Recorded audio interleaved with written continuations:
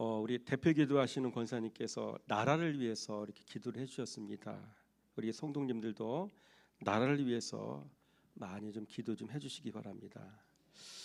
그 나라 위한 기도를 들으면서 시진핑이 생각이 나. 시진핑, 중국의 시진핑. 중국은 전 세계에 민폐를 끼치는 나라죠. 그 기후적인 재앙이 중국에서 오지 않았나 생각이 들어집니다. 전 세계 돌아다니면서 화장실이 제대로 없어서 그런지 몰라도 왜 이렇게 좀 싸고 다니는지 모르겠습니다. 아주 유튜브 보니까 난리가 아니더라고요.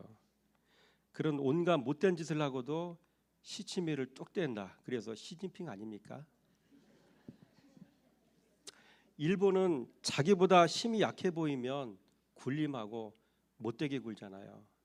자기보다 힘이 세면 어떻게 해요? 아부하잖아요. 그 아베 아닌가요? 아베. 우리 대한민국의 우리 윤석열 대통령은 어떤가요? 제가 잘은 모르지만 뭐 이렇게 소식을 들어보면 그렇게 좋은 내용 같지는 않아요.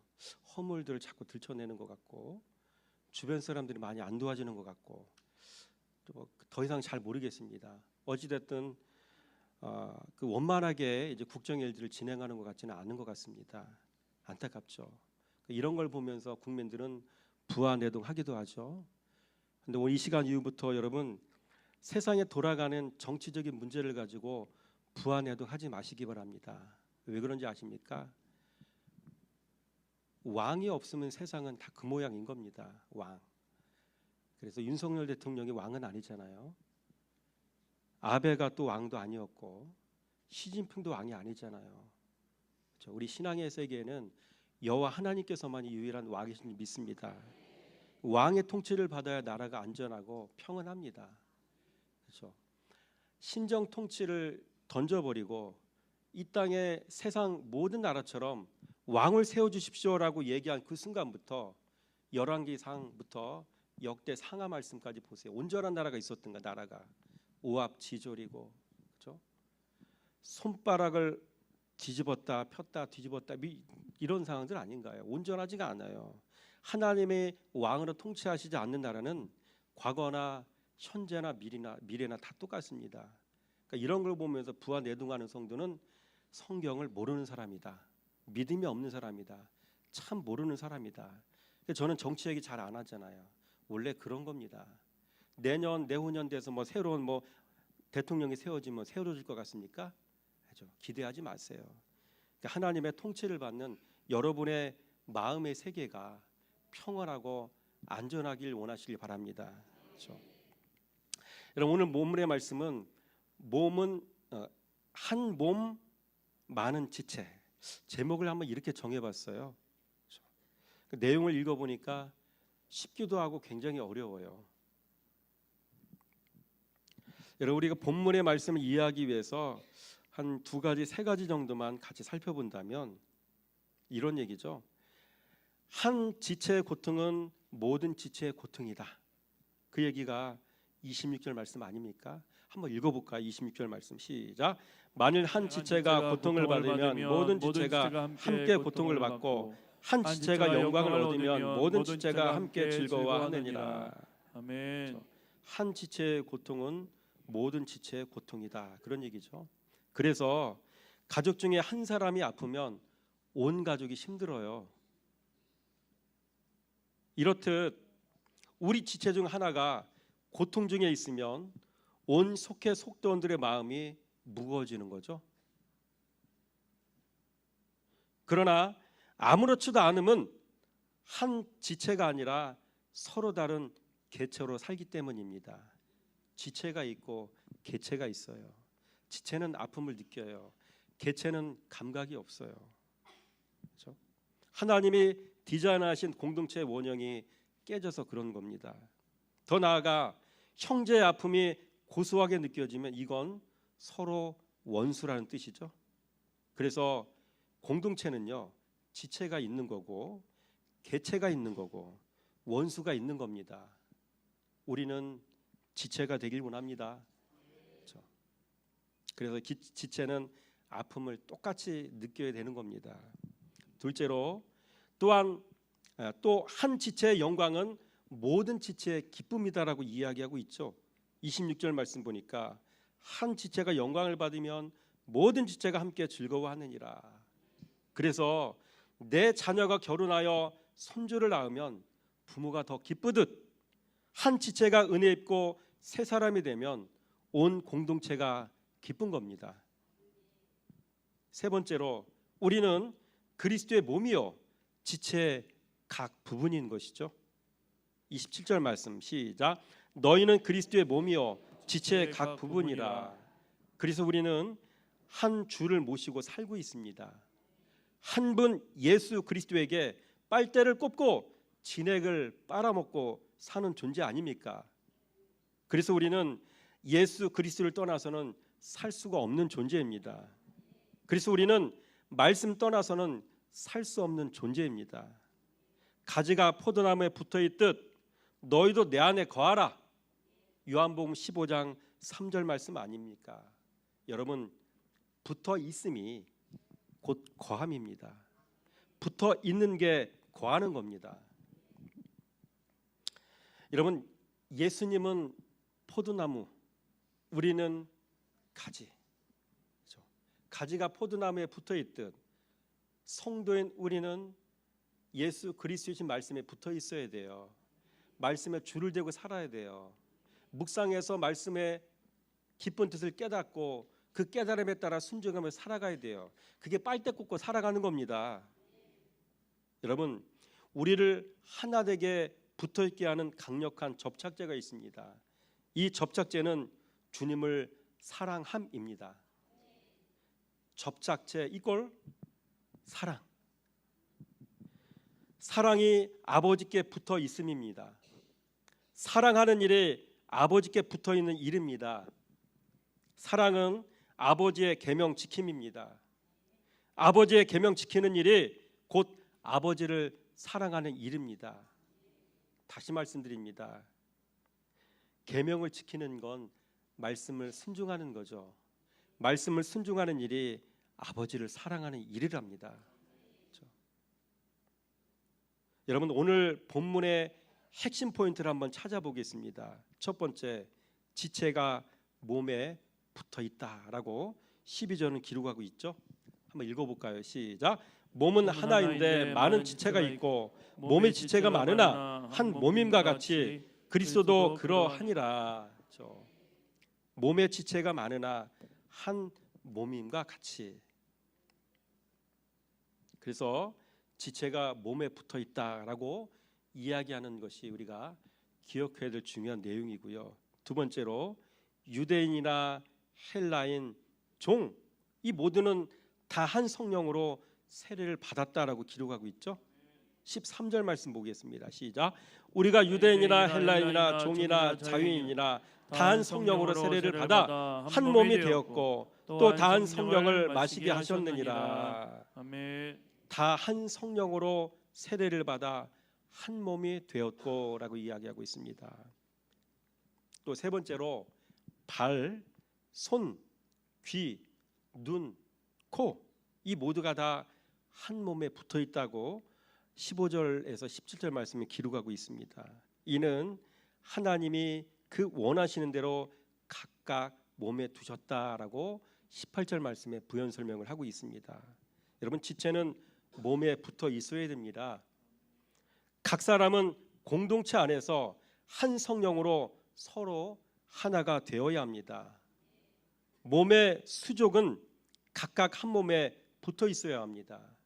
그래서 핵심 포인트는 바로 붙어 있음입니다. 여러분, 옆에 있는 분들 보세요. 팔이 몸에 제대로 잘 붙어 있는가? 머리가 몸에 잘 붙어 있는가?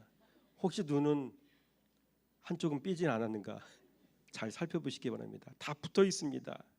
여러분, 우리 주변에는 접착력이 뛰어나서 접착제로 사용하는 것들이 있죠.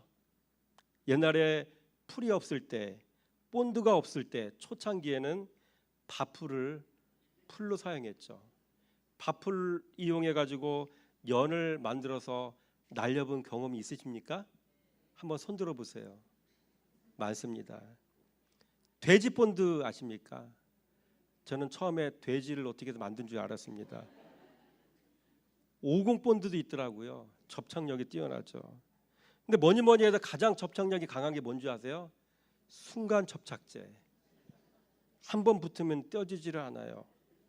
제가 지금 끼고 있는 안경도 플라스틱과 쇠가 연결되는 부분에 나사 돌리는 부분이 있는데 그게 작으니까 그게 금이 갔어요. 안경을 사용할 때마다 불안한 거지. 이게 언제 끊을지 모르니까. 눈이 없으면 저는 운전도 못 하거든요. 안경이 없으면. 순간 접착제를 사다가 500원짜리를 사다가 사용해가지고 붙였는데 잘 쓰고 있습니다. 아멘. 접착제. 여러분, 우리가 하나님께 붙어 있다는 것은 무엇을 의미하는 것일까요? 순간 접착제까지 얘기했으면 하나님께 붙어 있음을 얘기해야 되잖아요. 우리가 하나님께 붙어 있다는 것은 무엇을 의미하겠습니까? 여러분, 온 성도가 하나님의 말씀 사랑하는 일이 하나님께 붙어 있는 일입니다. 여러분이 말씀을 사랑하는 게 하나님께 딱 붙어 있는 일입니다. 별표 팍팍 하세요. 이게 저 신앙생활하면서도 하나님께 붙어 있는다는 말이 무슨 말인지 몰라요. 말씀 사랑하고 말씀 신뢰하고 말씀을 순종하는 일이 하나님께 딱 붙어 있는 일입니다. 그래야 진액을 빨아먹을 수 있거든요. 이게 핵심인 거예요. 반대로 말씀을 사랑하지 않음은 붙어 있지 않음이죠. 그래서 말씀 사랑하지 않는 사람은 성경에서는 무리 이렇게 표현하고 있죠. 5천 명의 사람들이 예수님의 은혜를 통해서 보리떡, 물고기를 다 먹었어도 예수님 십자가 못 박혀 돌아가실 때 그들이 코빼기나 보였었는가요? 그렇죠. 무리는 말씀을 사랑하지 않아요. 5천 명의 사람은 예수님의 말씀이 목적이 아니었죠. 떡 먹고 배부르는 게 목적이었죠. 그렇죠. 교회를 다녀도 금전적으로 복을 받는 게 목적인 사람이 있어요. 그건 무리인 거죠. 좀 더 깊이 나가서 말씀을 전해주는데 귀찮아해. 말씀을 사랑하지 않아. 말씀을 신뢰하지 않아. 무리인 겁니다. 그냥 무리. 팩트만 팍팍 날려드립니다. 그래서 무리는 삶의 변화가 일어나지 않습니다. 붙어있지 않기 때문입니다. 붙어있어 진액을 빨아먹지 않기 때문에 변화가 없는 겁니다. 그래서 신앙의 연수 자랑하지 마세요. 창피한 일입니다. 그래서 이들은요 성장이 없고 그래서 변질되고 그래서 그들은 또 하나의 세상인 겁니다. 성장 없죠. 변질되죠. 세상이죠. 그렇죠? 붙어 있으려고 하다가 붙어 있는 채에다가 떨어져 나간 사람들이 있잖아요. 예수님의 제자들 중에서 이제 B그룹들이 있잖아요. 내가 좋아서 예수님 따라다니는 사람. 예수님 따라다니면 뭔가 좀 심오한 거 배울 수 있겠네. 예수님의 행하시는 이적을 보니까 나도 저거 배워야 되겠네. 예수님께 붙어 있으면 나한테 뭐 콩고물이라 떨어지겠지. 이런 사람들이 스스로가 예수님께 자기 발로 걸어온 사람들이잖아요. 그들은 말씀을 사랑하지 않았거든요. 심오하고 깊은 진리를 말씀하실 때 도저히 이해를 못하는 거죠. 내 살을 먹고 내 피를 마셔라 이렇게 말씀하실 때 B그룹의 제자들은 다 떠나갔잖아요.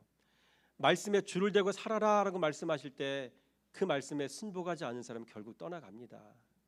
성경에 보니까 구약 성경에 사울왕이 나오지 않습니까? 그렇죠? 왕이 여호와의 말씀을 버려 여호와께서도 왕을 버리셨나이다.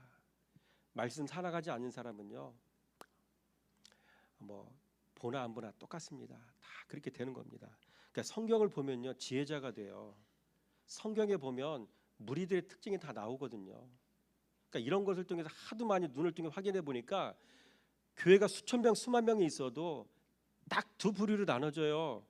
예수님께 딱 붙어 있는 사람과 붙어 있지 않은 사람. 그죠?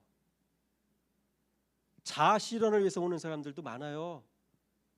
구제하고 봉사하고 막 이런 것을 통해 가지고 뭔가 자기 자신을 드러내려고 하는 사람들. 반대로 말씀을 살아가지 않은 사람들을 얘기하는 거겠죠. 다 드러나는 겁니다. 들통나는 겁니다. 사역을 해도 말씀으로 하지 않고, 그렇죠?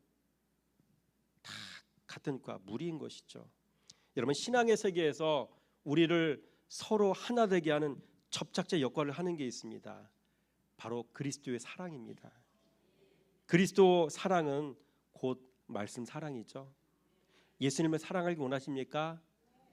말씀을 사랑하세요. 복 받기 원하세요? 말씀을 사랑하세요. 그래서 성경은 누가 우리를 그리스도의 사랑에서 끊을 수 있겠는가라고 로마서 8장 35절에 기록되어 있잖아요. 말씀을 사랑하는 자는 그리스도를 사랑하는 자고, 그리스도를 사랑하는 자는 세상이 감당할 수 없고요. 그런 사람은 세상이 끊어낼 수가 없어요. 그리스도에게서. 여러분, 이런 성도가 되시기 바랍니다. 그래서 말씀 사랑하는 성도는요, 그리스도에게서 끊어지지 않고 붙어 있어서 공급받으며 변화가 일어나는 겁니다. 붙어 있어 공급받으며 살 때 우리의 사랑은 성장하는 겁니다. 붙어 있어 공급받으며 살 때 우리의 사랑은 깊어지는 겁니다. 붙어 있어 공급받으며 살 때 우리의 사랑은 무르익어가는 겁니다. 붙어 있어 공급받으며 살 때 우리의 마음은 이해의 폭이 점점 더 넓어지는 겁니다. 이게 신앙의 변화입니다. 그래서 남을 포용하는 수용력이 커지는 거고요. 그래서 남을 긍휼히 여기게 되는 거고요. 말씀을 사랑할수록 사랑의 깊이가 깊어집니다. 말씀 신뢰의 농도가 짙어질수록 사랑의 농도도 짙어집니다. 그래서 사랑은 자라는 거고 사랑은 익어가는 겁니다. 그래서 성경은 예수님의 유년 시절 예수님이 성장하는 모습을 표현한 구절을 다음과 같이 기록하고 있지 않습니까?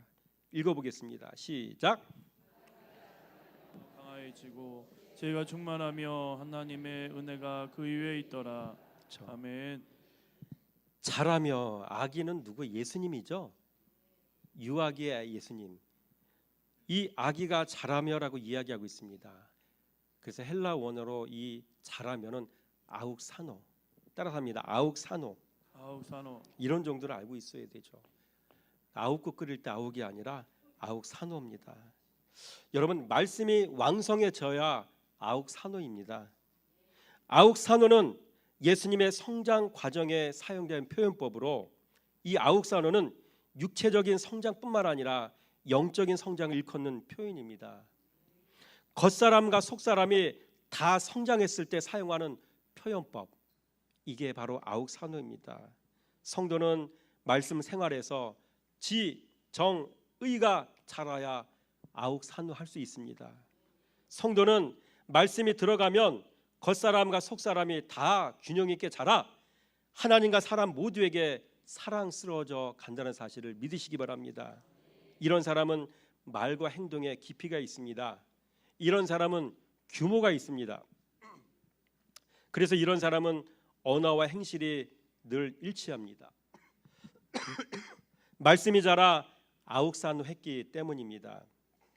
말씀이 들어가면 그 사람은 겉사람과 속사람이 예수로 물들어 가기 때문입니다. 여러분, 교회 부흥의 정의가 뭔지 아십니까? 한번 화면 나오는 말씀 읽어보겠습니다. 시작. 하나님의 말씀이 점점 왕성하여 예루살렘에 있는 제자의 수가 더 심히 많아지고 허다한 제사장의 무리도 이 도에 복종하니라. 아멘. 아까는 자라며라고 얘기했죠. 그 자라며라는 말과 하나님의 말씀이 점점 왕성해졌다고 했죠. 자라며 왕성하여, 이게 헬라 원어로 같은 말이에요. 아욱사노. 그래서 말씀이 왕성해지면요, 보세요, 제자의 수가 그 다음에 증가했죠. 그리고 하나님의 권세가 임했죠. 말씀이 왕성해지면 목회자에게도 하나님의 권세가 임하는구나. 성도도 세상 사람과 섞여 살 때 하나님의 권세를 가져야 되잖아요. 그렇죠? 말씀이 묵직하게 진리로 여러분 안에 들어오면 세상 사람들과 같이 섞여 있어도 여러분의 존재 가치가, 그들의 영이 감지를 해요. 아, 묵직한 사람이네, 뭐가 있는 사람이네, 뭐가 좀 무게감 있는 사람이네, 함부로 할 수 없는 사람이네, 조심해야지. 이게 진리 생활하는 사람들의 모습이 이렇습니다. 여러분, 교회는요, 말씀이 왕성해지면 제자의 수가 늘어나고요, 제자의 수가 늘어나면 그 제자들이 하나님의 권세를 다 각각 갖게 되어지는 것이죠. 그래서 온유하고 겸손하고 낮아지고 소통도 되고, 그렇죠? 이 공동체 생활하다 보면 소통이 안 되는 사람들이 있어요. 참 어려워요. 소통이 안 돼. 소통이 이심전심이 안 돼. 남들은 다 소통이 되는데, 이심전심이 되는데 그 사람만 소통이 안 돼. 이 사람은 뭐라는 거예요? 딱 말씀 생활 안 하는 거죠. 묵상 생활 안 하는 거예요. 이렇게. 그렇죠? 여러분, 묵상은요, 거울을 들여다보는 거잖아요. 내 모습이 어떤 모습인지, 그렇죠? 그래서 내 눈썹을 내가 잘 그렸는지, 화장이 잘 나왔는지, 주근깨가 있는지 없는지, 양치질을 했는지, 뭐가 꼈는지 안 꼈는지 다 거울을 보잖아요. 묵상하는 거 거울을 보는 거거든요. 자기 모습 들여다보는 거거든요. 묵상은 그거 하는 거예요. 묵상을 안 한 사람은요, 아나무인이고요, 남의 마음을 헤아릴 줄 몰라요. 굉장히 안타까운 거죠. 혹시 여러분의 남편은 그렇지 않습니까? 여러분의 아내는 어떠신가요? 그렇죠? 여러분 자신의 모습은 어떻을까요? 그렇죠? 가장 균형 감각이 있고 건강한 신앙인이 되려면 묵상 생활 하시기 바랍니다. 여러분, 성도의 내면에 말씀이 자라서, 다른 말로 아욱산우하여 교회 안에 예수님의 제자의 수가 늘어나는 일이 부흥입니다. 사람 갖다 끌어다 교회 앉히는 건 복음 영역에서의 교회고요, 실제로 그렇게 끌어다 앉혀놓으면 다 말씀 꾸러기들이에요. 고쳐야 될 게 한두 가지가 아니에요. 전혀 말씀 사랑의 목적이 아니에요. 주님은 전도를 어떻게 하라고 하신지 아십니까? 말씀을 사랑할 사람들을, 말씀에 반응할 사람들, 말씀 듣고 믿음이 성장할 사람들, 이런 사람들 전도하는 걸 더 좋아하신다고요. 대체로 이런 사람들은 상한 심령이고요, 내려갈 데가 없을 정도로 끝까지 내려간 사람들 있죠. 인생의 바닥을 찍은 사람들, 물이 끊어진 인생들, 그렇죠? 포도원 품꾼 비유처럼 오후 5시에 부름받을 수밖에 없는, 더 이상 소망이 없는 사람들, 누가 도와주지 않으면 헤어나올 수 없는 불쌍한 사람들 있죠. 그런 사람들 중에 찾아보시기 바랍니다. 말씀이 들어갈 수 있겠는가? 그런 사람을 데려다가 전도하는 게 주님은 기뻐하시는 전도라고 말씀하셔요. 결론입니다. 결론 들어가기 전에 이런 말씀입니다. 말씀 제자가 많아져야 교회 부흥을 믿으시기 바랍니다. 그래서 서로 사랑과 교회 부흥이라는 두 마리 토끼를 다 잡는 방법은 내 안에 또는 우리 안에 또는 교회 안에 말씀이 자라면 된다. 결론입니다. 그러면 우리의 신앙의 목표는 무엇이겠습니까? 고전 12장 31절 말씀 시작. 근사를 사모하라. 내가 또한 가장 좋은 길을 너에게 보이리라. 아멘. 풀어드려야 되죠. 더 큰 사랑이 뭐예요? 더 큰 은사가 뭐예요? 사랑. 가장 좋은 길이 뭐예요? 예수 그리스도가 길이라고 했잖아요. 그렇죠? 나는 길이요 진리요 생명이지. 여러분, 길은요, 성도가 걸어야 될 길이 뭔지 아세요? 우리가 걸어야 될 길이 뭔지 아세요? 따라서 합니다.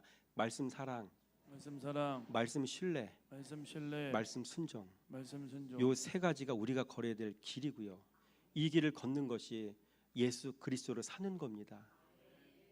여러분, 신앙의 시작도 그리스도의 사랑이요, 신앙의 완성도 그리스도의 사랑입니다. 신앙의 시작도 말씀 사랑이요, 신앙의 완성도 말씀 사랑입니다. 교회의 시작도 말씀 사랑이요, 교회의 완성도 말씀 사랑이더라. 우리가 걸어야 할 길도 말씀 사랑이요, 인생의 길의 완주도 말씀 사랑입니다. 그래야 제자요, 그래야 교회요, 그래야 하나님 나라 되는 겁니다. 아무튼 여러분의 삶 가운데 이와 같이 길을 알아서 길을 걷는 은혜가 있어서 그리스도의 은혜와 평강이 여러분의 삶을 지배하는 역사가 일어나기를 주님의 이름으로 축원함을 드립니다. 아멘. 기도하겠습니다. 몸에 지체가 많으나 한 몸임과 같이 그리스도도 그러하다고 하셨습니다. 다 한 성령으로 세례를 받아 한 몸이 되었다고 하셨습니다. 붙어 있길 원합니다. 그리스도에게 붙어 있길 원합니다. 붙어 있어 진액을 빨아먹길 원합니다. 붙어 있어 그리스도 예수를 공급받길 원합니다. 공급받은 예수 그리스도로 우리의 죄성을 맑게 씻어서 내길 원합니다. 세마포처럼 시게 빨아내어 예수님처럼 거룩하길 원합니다. 그리하여 몸은 많으나 다 한 목소리를 내길 원합니다. 마음도 하나요, 소리도 하나요, 몸짓도 하나이길 원합니다. 표대를 향하여 한 성령을 따라 한 목소리를 내며 달려가길 원합니다. 이제 진리의 말씀에 줄을 대며 살아가겠습니다. 이제 말씀 거울을 들여다보며 나를 변화시키는 삶을 살아갈 때 성령께서 도우실 줄 믿사오며 우리 주 예수 그리스도 이름으로 감사하며 축복하며 기도드렸습니다. 아멘.